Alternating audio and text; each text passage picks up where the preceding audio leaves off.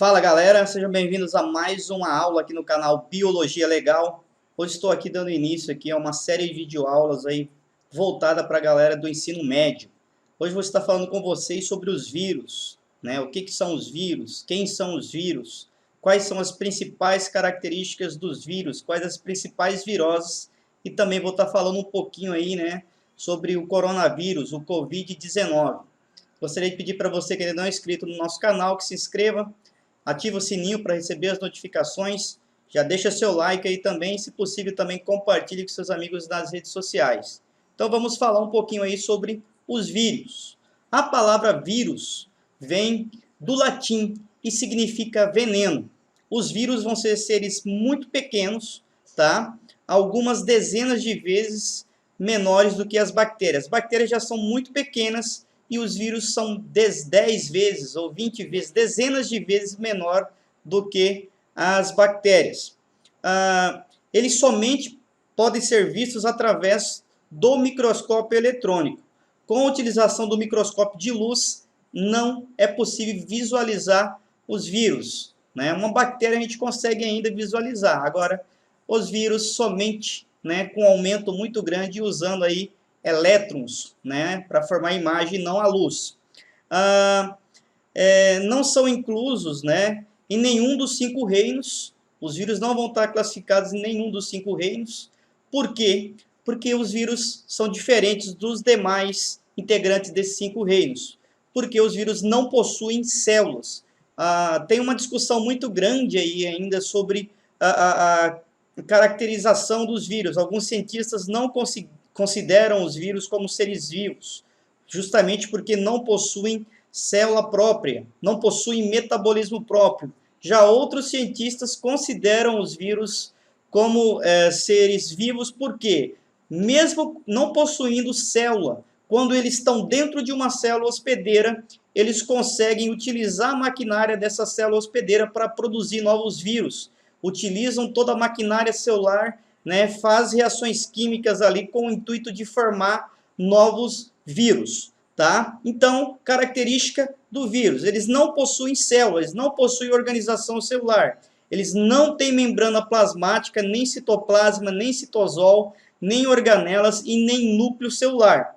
Eles são constituídos basicamente por uma cápsula proteica, uma cápsula formada por proteínas, que vai abrigar no interior dessa cápsula, o material genético, que pode ser DNA ou RNA, tá? Então, aqui eu tenho as imagens de um vírus, tá? Aqui é um bacteriófago, esquema de um bacteriófago. Note que ele vai ser formado por inúmeras bolinhas que se agrupam formando essa cápsula.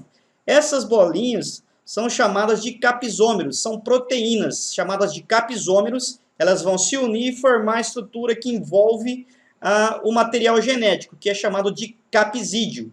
O conjunto formado entre o capsídeo mais o material genético, nós chamamos de núcleo capsídeo, tá? Alguns vírus vão possuir externamente aí ao núcleo capsídeo resquícios de membrana celular, mas essa membrana celular, né, não é dele, é proveniente aí das organelas celulares ou das células que eles estavam hospedando. E quando eles saem da célula hospedeira, eles acabam levando junto, envolvendo o núcleo capsídeo, essa membrana que nós chamamos de envelope, tá? Então existem vírus envelopados e vírus não envelopados. Vou falar mais um pouquinho sobre a questão do metabolismo. É bom reforçar que os vírus não possuem metabolismo próprio. Nos vírus não ocorrem ações químicas que são observadas no interior de outras células vivas, tá? Fora de uma célula hospedeira, eles não têm nenhuma atividade. Eles são inertes, são parados, não se reproduzem, tá? Não podem formar outros vírus. Eles são como se fossem cristais, como se fossem pedrinhas, minerais, tá? Então, os vírus só conseguem se reproduzir dentro de células vivas. Então, eles são considerados parasitas intracelulares obrigatórios, os piratas celulares. Então, os vírus são os piratas celulares. Eles sempre, para se reproduzir, para formar novos vírus, para replicar, para se reproduzir, eles têm que estar dentro de uma célula. São parasitas de seres vivos diversos, desde plantas, animais até bactérias. Eles podem aí se reproduzir à custa do material, né, que encontram aí nas células vivas. Fora dessa célula, ele não vai se manter como ser vivo, ele não vai se reproduzir. Então, ele vai se reproduzir dentro de células. Aqui eu tenho alguns exemplos de vírus das imagens, o bacteriófago, né, o vírus da gripe, tá, o vírus do mosaico do tabaco. Então, são alguns tipos de vírus, tá? Note que esse vírus da gripe, por exemplo, ele vai ter o quê? Ele vai ter um envelope, é um vírus envelopado. Já esse vírus bacteriófago, ou fago, né, que é um vírus que mata, que se reproduz dentro de bactérias, ele é nu, ele não tem esse envelope aí que envolve ele, tá? Com relação à reprodução viral, os vírus eles vão se reproduzir da seguinte forma: eles vão encontrar uma célula hospedeira, tá? Essa célula hospedeira vai ter receptores que se aderem às proteínas contidas nesse vírus, e esse vírus acaba entrando dentro da célula ou injetando o seu material genético. O importante é a entrada do material genético, tá? Aqui nós estamos usando aqui uma imagem de reprodução aqui do ciclo reprodutivo do vírus bacteriófago. No caso do bacteriófago, o que vai entrar dentro da célula é apenas o material genético. O capsídeo fica para o lado de fora. Outros vírus acabam entrando dentro da célula, todo o núcleo capsídeo, depois ele se desintegra e o material genético, que pode ser o DNA ou o RNA, vai acabar se misturando com o material genético celular e passa a dominar e comandar as atividades celulares e utiliza essa maquinária celular para formar novos vírus, para formar novo material genético, para formar capsômeros, para depois fazer a montagem e no final ele acaba sendo liberado. Tem um detalhe: muitos vírus entram dentro de uma célula e ficam incubados, ou seja, o seu material genético fica misturado na célula hospedeira, porém ele acaba não matando essa célula, tá? Quando isso acontece, uma célula hospedeira, aqui no caso, por exemplo, né, a bactéria teve aqui misturado o material genético, DNA viral com DNA celular, essa célula se dividiu, se reproduziu, formou duas células, tá? Ambas as duas agora vão ter material genético viral. Depois essas duas se reproduzem, formam 4 células. E assim sucessivamente, sem destruir as células. Tá? Quando isso acontece, quando o vírus fica dentro da célula e não mata a célula, não causa dano à célula, nós chamamos esse ciclo de ciclo lisogênico. Tá? Porém, o vírus, quando ele forma vários vírus dentro da célula, ocorre a montagem desses vírus, muitas vezes ele acaba saindo e rompendo, matando a célula, quebrando a célula. E aí nós chamamos esse fato, né, de lise celular. E esse ciclo que ocorre, a morte da célula, a lise celular, nós chamamos de ciclo lítico, porque quebra, fragmenta a célula, matando a célula, liberando assim para o ambiente novos vírus que vão poder infectar novas células hospedeiras e recomeçar todo o ciclo reprodutivo. Tá? Então, o ciclo lítico tem a morte da célula e no ciclo lisogênico não existe a morte da célula. As células vão se reproduzindo e passando adiante esse material viral. Em qualquer momento ele pode entrar no ciclo lítico. Vamos falar um pouquinho da questão das defesas, né, do nosso organismo contra os vírus. O nosso organismo está sempre exposto aí à invasão de micro-organismos diversos, desde bactérias, fungos e também os vírus, tá? Eles podem aí penetrar no nosso corpo, por exemplo, por meio do ar, através da respiração, por meio da água, de ferimentos, machucados ou até mesmo através de alimentos contaminados. Alguns desses micro-organismos, né, podem ser patógenos ou patogênicos. O que é isso? São micro-organismos que causam doenças. É o caso do vírus, né? Apesar de não ser formado por célula, vamos considerar ele aqui no caso o micro-organismo, que pode causar aí a doença, né? Doença como a gripe, por exemplo, ou agora aí como o coronavírus, o Covid-19, tá? Nosso organismo vai estar tentando lutar contra esses invasores, tá? Vamos falar do vírus novamente. As proteínas aí, os capizômeros, que vão formar a cápsula dos vírus, são diferentes aí das proteínas existentes no nosso corpo, tá? Então, quando sofremos aí uma invasão por vírus, as proteínas desses invasores, desses seres estranhos ao nosso organismo, vão ser detectadas aí, vão ser detectadas pelas células do nosso corpo, e as células do nosso corpo começam, né, ativam o sistema imunitário, o sistema imunológico, e eles passam a produzir substâncias que vão tentar combater, que vão combater esses agentes invasores. Essas substâncias nós chamamos de anticorpos, tá? Então, quando um vírus infecta o meu organismo, ao perceber ele dentro da minha célula, começa a produzir anticorpos, tá? Para combater esse antígeno, esse vírus que entrou no meu corpo. Porém, tem algumas doenças que é muito rápido e não dá tempo das células do organismo se defender a tempo e a pessoa acaba morrendo, tá? Então, aqui está mostrando como que acontece. A defesa do nosso corpo vai ser feita por células ou por substâncias produzidas aí, né, pelas células do nosso corpo, chamadas de anticorpos. Vou falar um pouquinho aqui do nosso sistema imune, tá? Da imunização. Nós vamos ter a questão das vacinas, tá? Que sempre todos nós tomamos durante nossa vida várias vezes, né, vários tipos de vacina. Tá? Quando alguém contrai aí um resfriado, o sistema imunitário, imunológico, vai iniciar a produção de anticorpos para combater esses invasores. Depois de alguns dias, os anticorpos, né, eliminam aí esses vírus e nós ficamos curados desse resfriado. Tá? Porém, os anticorpos têm aí uma ação específica, ou seja, para cada vírus eu vou ter aí um anticorpo específico. E nós temos que lembrar sempre que os vírus são altamente mutagênicos, eles mudam muito, eles passam por mutações genéticas, o que traz a eles novas proteínas diferenciadas, tá? E se ocorrer essa mudança, nosso organismo já não consegue mais produzir anticorpos, identificar eles, tá? Então, isso dificulta muito a questão aí da formulação de vacinas com relação aos vírus. Por isso que todo ano tem que tomar a vacina da gripe, porque esse vírus durante um ano passa por várias mutações.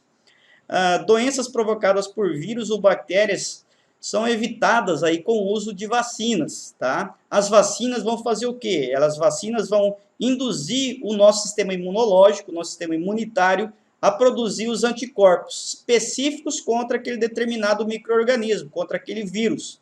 Caso haja aí uma invasão, né, na pessoa vacinada, os anticorpos, tá, já vão estar prontos para serem produzidos imediatamente para combater aquele agente invasor. Nós temos também os soros. Os soros é um pouquinho diferente. O soro já contém os anticorpos prontos. Então, a pessoa vai receber uma injeção de soro antiofídico, por exemplo, tá, que já contém dentro daquela injeção os anticorpos prontos para combater, né, o veneno daquela cobra que mordeu você, por exemplo, de uma aranha, tá? Então o soro já contém. Enquanto a vacina vai fazer o quê? É um pouquinho diferente.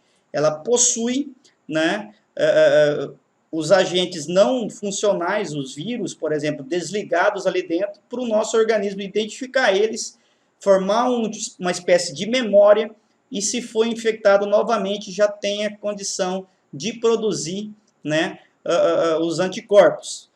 Então, a principal diferença entre soro e vacina é o seguinte, tá? O soro já contém os anticorpos necessários para combater uma doença e a vacina não. A vacina contém o quê? Contém os agentes infecciosos, porém incapazes de provocar a doença. Então, nós falamos aí que o soro é curativo e a vacina é preventiva. Então, essa é a principal diferença entre soro e vacina. Aqui falando algumas viroses, né? A AIDS, catapora, febre amarela, gripe, sarampo, a raiva, a herpes, a hepatite viral, são inúmeras viroses que nós somos acometidos durante a nossa vida. Vamos falar um pouquinho do coronavírus, né? Do Covid-19, tá? Os coronavírus, né? Que a gente fala assim, é um conjunto de vírus, tá? É uma família de um monte de espécies de vírus com alguma particularidade semelhantes entre si, tá? Causam doenças aí que variam aí de um resfriado comum a doenças mais graves, como a síndrome respiratória do Oriente Médio, chamada de MERS-CoV, e a síndrome respiratória aguda grave, também conhecida como SARS. O Covid-19, tá, é uma doença aí ocasionada por um coronavírus provocada por uma cepa, né, nova, descoberta aí em 2019. Mas quando eu falo em cepa, é uma espécie nova de um vírus que passou por mutação, tá? Esse vírus não havia sido identificado ainda anteriormente, atacando, sobrevivendo, infectando células humanas. Em 2019, esse vírus passou a ter essa capacidade de infectar as células humanas. E por nosso organismo não conhecer esses vírus, né, ficaram totalmente suscetíveis, né, à destruição celular e ocasionando aí a famosa Covid-19, a doença do coronavírus. Tá? Vamos falar da prevenção. É muito importante lembrar que não temos ainda nenhum tipo de remédio que cure, né, esse vírus, tá? Mas a principal modo de evitar realmente a prevenção. As principais recomendações aí para impedir, né, que você propague ou pegue, né, esse vírus é fazer a lavagem regular das mãos, né, lavar bem as mãos, cobrir a boca e o nariz com uma parte do braço, ou cotovelo, ou com lenço, quando tossir ou espirrar, e evitar o contato próximo com pessoas aí, que apresentem sintomas de gripe, evitar aglomeração. Falar dos sintomas. Os sinais mais comuns da infecção incluem aí a febre, a tosse seca, tá? E em menor proporção em sintomas respiratórios e dores no corpo, tá? E incômodo na garganta. Algumas pessoas são infectadas, mas não apresentam sintomas, tá? E não se sentem mal. Cerca de 80% se recuperam sem precisar de tratamento médico. E em 1 em cada 6 pessoas, aproximadamente, aí, né, contraem o coronavírus e ficam gravemente doentes, desenvolvendo dificuldades respiratórias. Pessoas idosas aí que têm problemas crônicos, como pressão alta, problemas cardíacos, diabetes, têm maior probabilidade de desenvolver aí uma forma grave do coronavírus, tá? Pessoas com febre, tosse e dificuldade em respirar devem procurar a orientação médica o mais rápido possível, tá? Sintomas, aqui estão os sintomas do Covid-19, do coronavírus, e eles têm três sintomas em comum com a gripe, com o resfriado comum, que seria a tosse, a febre e a fadiga. Mas o que diferencia mesmo, né, a questão do coronavírus é a dificuldade em respirar, tá? E em alguns casos, até diarreia, a pessoa acometida tem questão de diarreia também, tá? Tratamento. Não existe ainda um tratamento específico para o coronavírus, para o Covid-19.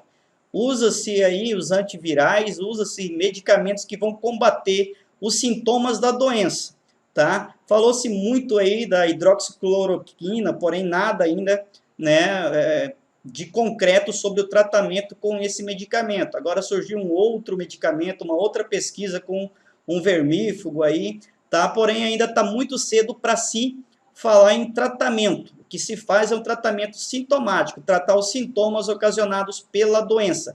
Ainda não existe vacina, tá? Mas tem inúmeros países, Estados Unidos, o próprio Brasil, a China, trabalhando aí em torno de criar a vacina e também fazendo testes aí com remédios. Então, em um futuro próximo, creio eu que já teremos aí uma cura para a questão do coronavírus, do Covid-19, e até mesmo uma vacina. Essa foi a nossa videoaula, espero que vocês tenham gostado. Um forte abraço e até mais.